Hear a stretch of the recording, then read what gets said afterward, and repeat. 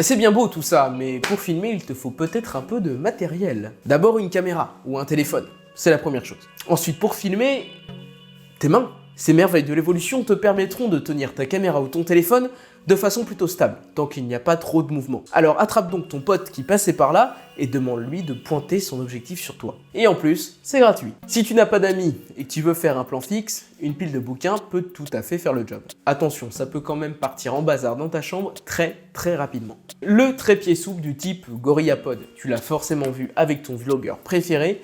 Celui-ci est polyvalent, léger, facile à accrocher où tu le veux. Tu peux même t'en servir pour te filmer toi-même en un plan un peu plus large en étendant le bras devant toi. Alors bien sûr, il existe des modèles plus ou moins chers, plus ou moins costauds pour caméra ou téléphone. Attention cependant à l'inclinaison de la tête qui te permettra de filmer en horizontal ou en vertical au choix. Je te propose quelques liens dans le texte ci-dessous pour faire un bon choix. Le trépied rétractable léger.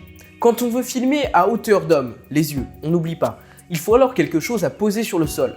Il n'y a pas toujours un arbre où accrocher son trépied souple. Et dans ce cas-là, le trépied rétractable léger, c'est vachement long comme nom, est alors le choix parfait et transportable pour toute photo, plan fixe et timelapse. A noter quand même que ce genre de matériel est plutôt fragile au vent et je ne le conseille pas avec un boîtier lourd, mais seulement avec des téléphones. Encore une fois, les liens sont juste en dessous. Maintenant, un trépied que je qualifierais de lourd. De moyenne à haut de gamme, il y en a pour tous les budgets. J'entends donc de 60 à des centaines ou des milliers d'euros. Si tu es sérieux et que tu veux progresser, c'est ce genre de matériel fiable et versatile qu'il te faut. Et choisis bien, il vaut mieux mettre un peu plus cher à l'achat plutôt que le changer tous les 3 mois. Et oui, malheureusement, je parle d'expérience. Tu peux prendre une solution portable mais costaud ou alors un pied beaucoup plus adapté au plan panoramique et autres mouvements de caméra.